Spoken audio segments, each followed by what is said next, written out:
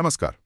आज हम बात करने वाले हैं अमेरिका की शायद सबसे जानी-मानी और हाँ, सबसे डरावनी प्रेत बाधा कहानियों में से एक। बिल्कुल, बेल विच हंटिंग। इसके बारे में काफी कुछ लिखा गया है, रिकॉर्ड्स हैं। हाँ, काफी डिटेल में इसके बारे में जानकारी है। तो आज हम इसी के जरिए इस पूरी मिस्ट्री को, इस कहानी को गहराई से समझने की कोशिश करेंगे। ठीक है।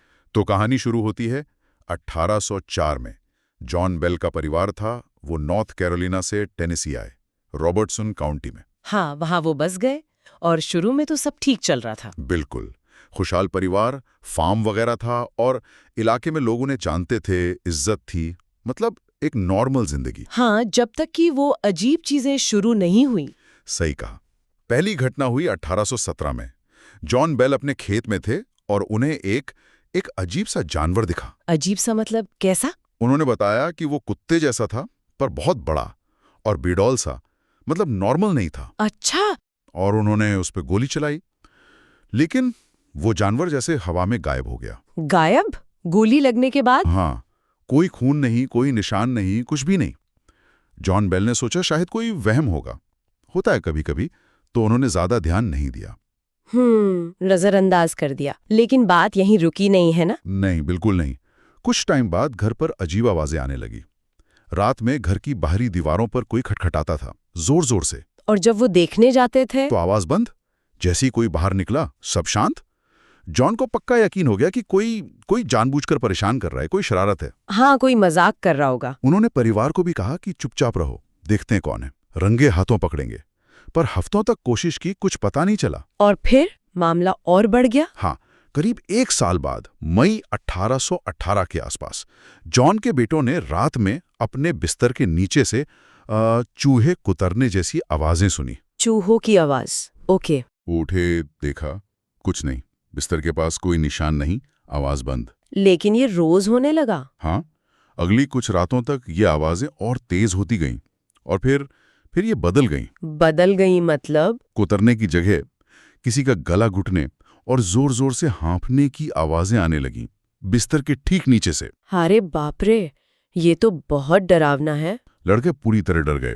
उन्होंने सबको जगा दिया, पूरा घर छान मारा, पर कुछ नहीं मिला, कुछ भी नहीं। अब तक तो शायद वो परिवार ही ये सब झेल रहा था, अपने तक रखा हुआ था। हाँ, लेकिन इस घटना के बाद उन्होंने हिम्मत करके अपने एक पड़ोसी को बताया, जेम्स जॉनसन, जिन पर वो भरोसा करते थे। और जॉनसन ने यकीन किया? न सिर्फ यकीन किया, बल्कि वो खुद रात को उनके घर रुके ये देखने के लिए कि आखिर माजरा क्या है। अच्छा, फिर क्या हुआ? उस रात जॉनसन ने वो सब आवाजें खुद सुनी।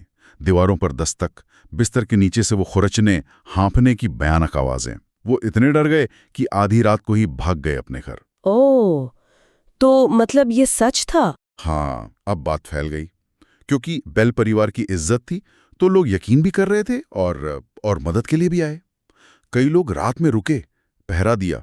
लेकिन कोई फायदा नहीं हुआ? नहीं, वो हरकतें जारी रहीं। वो अनदेखी चीज या जो भी था, वो रुका नहीं। यहीं से फिर थ्योरीज आनी शुरू हुई होंगी, है ना, कि ये सब क्या हो सकता है। बिल्कुल। कुछ ने कहा, भाई ये जॉन बेल की छोटी बेटी है बेट्सी, वो ध्यान खींचने के लिए कर रही है। अच्छा। बच्चों पर शक। हाँ। कुछ को लगा शायद कोई पुराना दुश्मन है बेल परिवार का, वो बदला ले रहा है। एक थ्योरी ये भी थी कि शहर में कोई वेंट्रिलोक्विस्ट है, मतलब आवाज बदलने वाला कलाकार। हाँ, जो अलग अलग जगह से आवाजें निकाल सकता पर है। सवाल ये था कि क्या कोई अकेला आदमी घर के अलग अलग कोनों से एक ही टाइम पर इतनी तरह की आवाजें कैसे निकाल सकता है? ये मुश्किल लगता था। और एक शक केट बैट्स नाम की महिला पर भी गया, पास में ही रहती थी। हाँ, कुछ लोग मानते थे कि वो जादू टोना जानती हैं।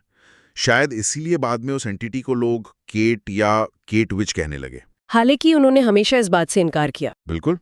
घर की तलाशी ली गई, परिवार पर नजर रखी गई, कुछ हाथ नहीं लगा, कोई सुराग नहीं। समझ ही नहीं आ रहा था कि कौन है, क्यों है। और इसी सब के बीच जॉन बेल की अपनी तबीयत बिगड़ने लगी थी। हाँ, बहुत तेजी से। उन्हें अजीब से दौरे पड़ने लगे। बात करते करते अचानक आंखें ऊपर चढ़ जाती, चेहरा फड़कने लगता। और वो घंटों तक बस चुपचाप बिस्तर पर बैठे रहते थे, जैसे किसी गहरे सदमे में हो। हाँ, बिल्कुल। उन्होंने अपनी पत्नी से कहा भी था कि उन्हें लगता है कोई चीज उन्हें अंदर से खा रही है, तड़पाकर मार रही है। ये बहुत अजीब है।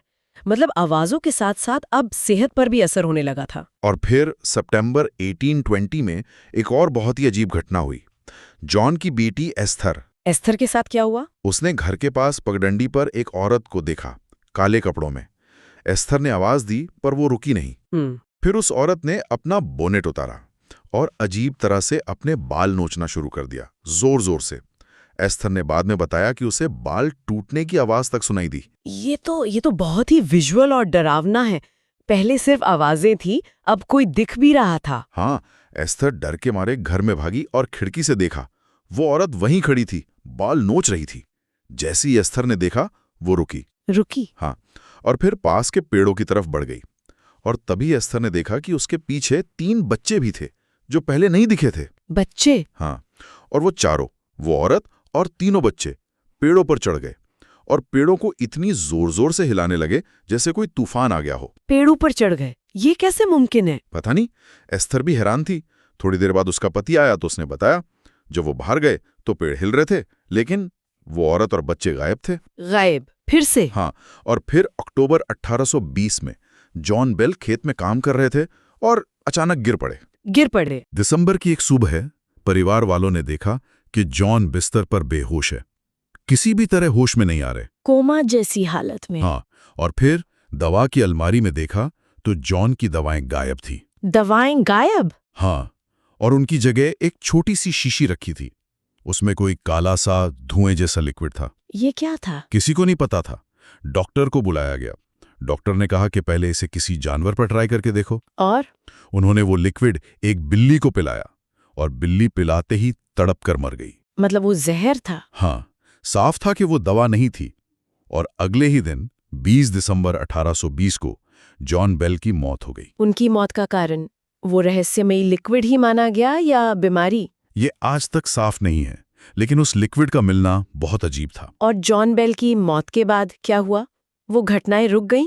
हाँ, लगभग बिल्कुल बंद हो गई। घर में जैसे शांति हो गई। अजीब बात है। हालांकि बाद में कुछ लोगों ने कहा कि उन्होंने उस जमीन के आसपास कभी अजीब रोशनी देखी या गाने जैसी धीमी आवाजें सुनी। वहां पास में एक गुफा भी है। हाँ, बेल विच केव कहते हैं उसे। कुछ लोग मानते हैं कि सारा कनेक्शन वहीं से था। हो सकता है। तो कुल मिला के बेल परिवार ने सालों तक ये सब झेला। अजीब आवाजें, डरावनी शक्लें और आखिर में जॉन बेल की रहस्यमयी मौत। और सबसे बड़ा सवाल यही रह जाता है कि जॉन बेल की मौत के साथ ही सब कुछ क्यों रुक गया? क्या ये वाकई किसी इंसान की बहुत लंबी सोची समझी शरारत थी, या फिर सच में कोई अलौकिक शक्ति थी जिसका निशाना जॉन बेल ही थे? ये सवाल शायद हमेशा सवाल ही रहेंगे। बिल्कुल। बेल विच की कहानी आज भी हमें सोचने पे मजबूर करती है। अमेरिकी लोक कथाओं का एक ऐसा रहस्य जो शायद कभी पूरी तरह सुलझ ना पाए।